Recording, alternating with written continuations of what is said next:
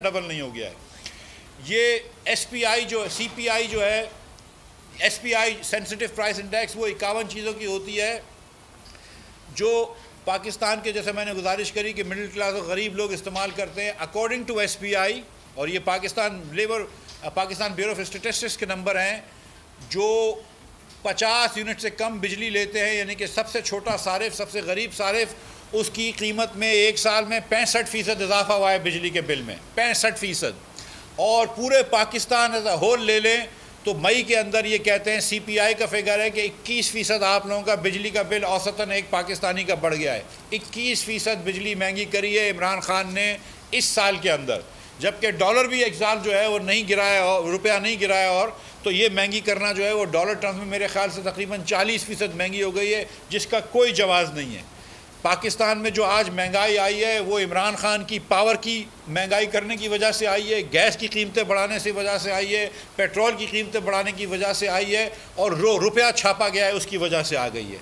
तो मैं ये बात कहता हूँ कि मैं शौकत तरीन साहब से पूरी तरीके से एग्री करता हूँ जब उन्होंने कहा कि इमरान खान के वज़राओं की पॉलिसीज़ की वजह से मईशत का बेड़ा गर्क कर दिया था। ये शौकत तरीन साहब की बात एकदम दुरुस्त है। मैं बेड़ा गर्क नहीं कहता हूँ, मैं सत्यानाश कहता हूँ, वो बेड़ा गर्क करते हैं। लेकिन बहरहाल हम ये शौकत तरीन साहब की बात को मानते हैं, जो उन्होंने कहा कि इमरान खान साहब की वजह से ये बेड़ा गर्क हुआ है।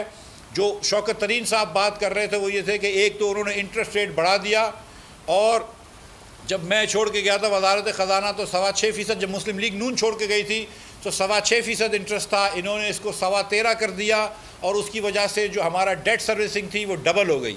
1500 अरब रुपए का टीका लगा है सिर्फ ये हॉट मनी प्रोटेक्ट करने के लिए कि मॉर्गन स्टैनले को ज़्यादा पैसे मिल जाएं। आप लोगों से 1500 अरब रुपया सालाना गया है, और उसके बाद इतनी, और किसकी जेब में गया है वो कभी नैब को वक्त मिलेगा तो ये इसके बारे में भी मालूम कर लेगा। अभी तो ये हम जैसों को पकड़ के बंद कर देता है, लेकिन कभी ना कभी करप्शन के पीछे भी जाएगा। और मैं आपको ये बताऊं कि मेरे ख्याल से जितना अकाउंटेबिलिटी को नुकसान इमरान खान ने पहुंचाया है, क्योंकि इमरान खान ने अकाउंटेबिलिटी नहीं करी है, सिर्फ जुल्म किया है, सिर्फ मतलब ये लोगों के विक्टिमाइजेशन करी है। नहीं तो अकाउंटेबिलिटी करनी हो तो रिंग रोड से लेकर, शुगर कमीशन से लेकर, आटे तक लेकर बहुत सारी चीज़ें हैं। तो ये, और पावर के अंदर एलएनजी के अंदर ये फिर आ रहा है कि 11 अरब रुपए का नुकसान एक और एलएनजी के अंदर हुआ है। तो ये आजकल व्हाट्सएप चल रहे हैं, तो ये बात आपके सामने रखनी थी कि पहले महंगाई कितनी हुई। एक और बात ये कर रहे हैं कि लार्ज स्केल मैन्युफैक्चरिंग बहुत बढ़ गया है। लार्ज स्केल मैन्युफैक्चरिंग पिछले साल से बढ़ा हुआ है। ये बात करते हैं पीटीआई के गाड़ियों का सेल बहुत बढ़ गया है, पिछले साल से बढ़ गया है। लेकिन मैं आपसे गुजारिश करता हूँ कि इस साल 10 महीने में 1,51,000 गाड़ियाँ बिकी थी। तो 2018 में जब मुस्लिम लीग नून की हुकूमत थी तो 2,15,000 गाड़ियाँ 10 महीने में बिकी थी। तो हमसे अभी भी वो 30% नीचे है, लेकिन अपनी परफॉर्मेंस से पिछले साल से बेहतर है। ये बात सही है, लेकिन हमसे अब भी पीछे है। इसी तरह लार्ज स्केल मैन्युफैक्चरिंग पहले साल 3% नीचे हुई, अगले साल 10% नीचे हुई, इस साल अगर 8% नीचे हुई तो 11% नीचे करने के बाद 8% लेकर आए, तो अभी भी वो 4% नीचे है जहाँ पे नून छोड़ के गया था। इंडेक्स भी आज तक नीचे है। ये एक्सपोर्ट्स की बात करते हैं कि इस महीने एक्सपोर्ट बढ़ गया, उस महीने एक्सपोर्ट बढ़ गया। एक महीने के फिगर नहीं देने चाहिए। वो कह रहे हैं कि मार्च में पाकिस्तान का हाईएस्ट एक्सपोर्ट हुआ, ये बात गलत है। 2012 में से ज़्यादा एक्सपोर्ट हो गया था, लेकिन इसको छोड़ दें, सॉरी नहीं, 2012 से ज़्यादा था। ये कह रहे हैं कि मार्च में एक्सपोर्ट जो था वो हाईएस्ट था। एक्चुअली मार्च में इंपोर्ट भी हाईएस्ट था, क्योंकि जनवरी फरवरी में कंटेनर का मसला था, इसलिए बहुत सारी शिपमेंटें मार्च में हुई हैं। पीटीआई 40% डिवैल्यू करने के बाद भी बमुश्किल वहाँ तक पहुँचेगी जहाँ हम 2018 में एक्सपोर्ट करके गए थे, या उससे 100-150 मिलियन ऊपर चले जाएगी। इस मुल्क के अंदर वो बात करते हैं कि हमने रिजर्व्स बढ़ाए हैं। जितना डेफिसिट और जितना डेट इन्होंने बढ़ाया है, जितना फ़ॉरेन कर्ज़ा इन्होंने बढ़ाया है, बैरूनी कर्ज़ा बढ़ाया है, उसकी नज़ीर नहीं मिलती। जितना कर्ज़ा बढ़ाने के बाद अगर आप 50 अरब रुपया कर्ज़ा ले लें, सॉरी इन्होंने 15,000 अरब रुपया कर्ज़ा ले लिया डेट और लाइबिलिटीज़, और 13,000 रुपये डेट बढ़ाई है। उसके बाद अगर 200 अरब रुपये से रिज़र्व बढ़ा लेते हैं तो 13,000 अरब रुपये आपने कर्जा बढ़ा के 200 अरब रुपये से रिजर्व बढ़ा लिया, तो क्या खेल कर लिया। मतलब यह है कि मैं किसी से 10,000 रुपये उधार ले लूँ और उसके बाद 8,000 खर्च करने के बाद 2,000 जेब में रख लूँ, बोलूँ देखो मेरी जेब में ज़्यादा पैसे आ गए। ओ भाई 10,000 का मकरूज़ भी तो कर दिया आपने। पाकिस्तानियों को आपने 13,000 अरब रुपये से मकरूज़ कर दिया।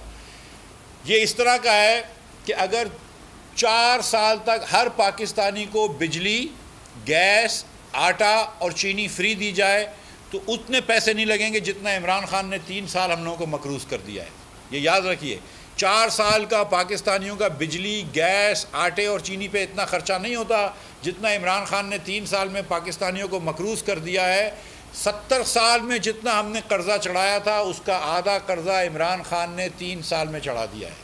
मुस्लिम लीग नून ने जितना कर्ज़ा चढ़ाया था 5 सालों में उसको तो बहुत पीछे छोड़ गए, उससे 30% ज़्यादा कर्ज़ा इमरान खान ने चढ़ा दिया है। और हमने पूरे पाकिस्तान में मोटरवे का जाल बिछाया, हमने पाकिस्तान में CPEC लेकर आए, हम पाकिस्तान में 11,000 मेगावाट बिजली बनाई, हमने स्कूलें बनाई, हमने अस्पताल बनाई। मैं चैलेंज करता हूँ इमरान खान को कि एक रोड दिखा दो। ये रावलपिंडी रिंग रोड जो इन्होंने बनाया है, जिसके बारे में आप सबको पता है, वो भी नहीं बनाए, वो तो सिर्फ अभी ज़मीनें खरीदी हैं। मैं चैलेंज करता हूँ इमरान खान को, दिखा दो हमको पिछले 3 साल में कितनी पंजाब में स्कूलें बनाई हैं। मैं चैलेंज करता हूँ कि दिखा दो हमको कि पिछले 3 साल में कितनी अस्पताल बनाई हैं।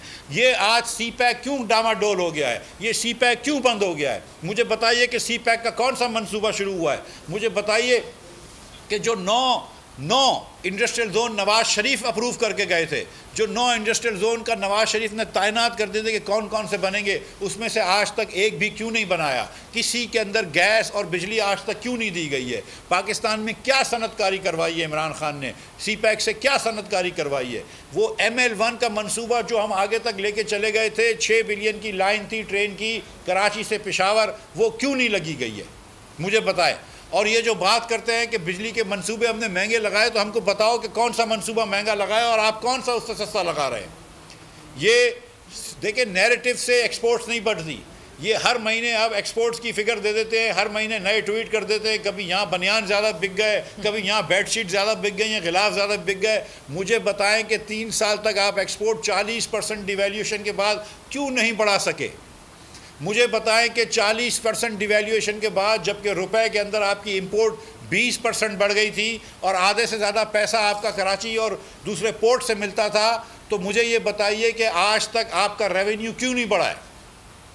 ये इमरान खान ने पर कैप अपने tax as a percentage of GDP कम हुआ है इनके यहाँ FBR revenue as a percentage of GDP कम हुआ है, development expenditure as a percentage of GDP कम हुआ है। हाँ, एक चीज़ बड़ी है as a percentage of GDP, current expenditures.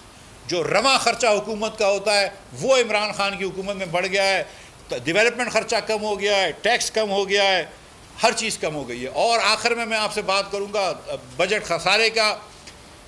हमारे 5 साल में जो औसतन खसारा था वो 5.7% था। इमरान खान के 2 साल अब तक हुए हैं, उसमें 8.6 खसारा हुआ है। जो 9.1% खसारा इनके पहले साल में था वो पाकिस्तान की तारीख़ का सबसे हाईएस्ट खसारा है। और इस साल भी हमको लगता है कि वो 8% से ज़्यादा खसारा होगा। ये पाकिस्तान को डेंजरस जगह पे ले गए हैं। आज पाकिस्तान जो अगले साल का बजट बनेगा उसमें जितना भी टैक्स लेंगे वो टैक्स सूबों के इसका हिस्सा देने के बाद सिर्फ डेट सर्विसिंग कर सकेगा। डिफेंस भी हमको अब अपना दिफा भी हमको जो है वो कर्ज लेके करना पड़ेगा। इस नैज पे इमरान खान ले आया है, जबकि सिर्फ 3 साल पहले हम अपने टैक्सेस से डिफेंस स्पेंडिंग भी करते थे और डेट सर्विसिंग भी करते थे। तो इमरान खान बड़ी मुश्किल नैज पे पाकिस्तान को लेकर आ गए हैं और पाकिस्तान और ख़ास तौर पर गरीब पाकिस्तानी इसके मुतहम्मिल नहीं हो सकते। आज 85 लाख पाकिस्तानी बेरोज़गार है। ये पाकिस्तान की हकीकत है और ये पाकिस्तान का तारीख़ का एक सैड रिकॉर्ड है कि इतने कभी लोग बेरोज़गार नहीं हुए थे। 85 लाख लोग बेरोज़गार हैं। आज 7.5 करोड़ पाकिस्तानी मुफलिसी में रहते हैं, यानी कि उनकी आमदन 18,000 रुपये से कम है 6 लोगों के ख़ानदान की। 30,000 रुपये 3,000 रुपये से कम फ़ी कस कम है, या 18,000 रुपये से कम वो कम है। तो यहाँ पे इमरान खान लेकर आ गए 7.5 करोड़ लोग। ये मैं आपको बताऊं कि जब 2013 में हमें हुकूमत मिली थी तो उस वक़्त भी 7.5 करोड़ लोग जो थे पाकिस्तान में ख़त गुरबत के नीचे से थे, भूखे थे, मुफलिसी में थे। 5 साल मुस्लिम लीग नून की हुकूमत ने मेहनत करी। नवाज़ शरीफ ने जो रोज़गार के मौक़े फ़राहम किया आपको, नवाज़ शरीफ ने जो CPEC लेकर आए, जो मोटरवे बनाए, जो स्कूलें बनाएं, जो अस्पताल बनाए और जिससे रोज़गार फैलाए। और जो कीमतों में कमी रखी, ख़ास तौर पे खाने की चीज़ों पे कीमतें में कमी रखी, उसकी वजह से 2 करोड़ लोग को हम लोग अल्लाह की मेहरबानी से मुफलिसी से निकाल गए थे। यानी कि 2 करोड़ लोग ख़त गुर्बत से ऊपर चले गए थे, जिसमें कम से कम 1 करोड़ बच्चा है। यानी कि 1 करोड़ बच्चा पाकिस्तान में जो पहले भूख में सोता था 2013 में, वो 2018 में नहीं सोता था, जबकि पाकिस्तान की पॉपुलेशन बढ़ भी गई थी। और हम गरीब लोगों का लेवल कम करके आ गए थे, 7.5 करोड़ गरीब लोगों से कम करके 5.5 पे ले आए थे। ये 2.5-3 साल में इमरान खान ने वापस वही 7.5 करोड़ लोग की गुर्बत ले आया है। वही जो 2 करोड़ लोग वही नहीं। मिफ्ताह इस्माइल इस वक्त इस्लामाबाद में न्यूज़ कॉन्फ्रेंस कर रहे हैं और आपको यहाँ पर एक खबर देते चलें इस्लामाबाद से, जहाँ पर वज़ीर आज़म इमरान खान से वज़ीर दाखिला शेख रशीद की मुलाकात हुई। मुल्क की सियासी सूरत हाल और अमन व अमान के हवाले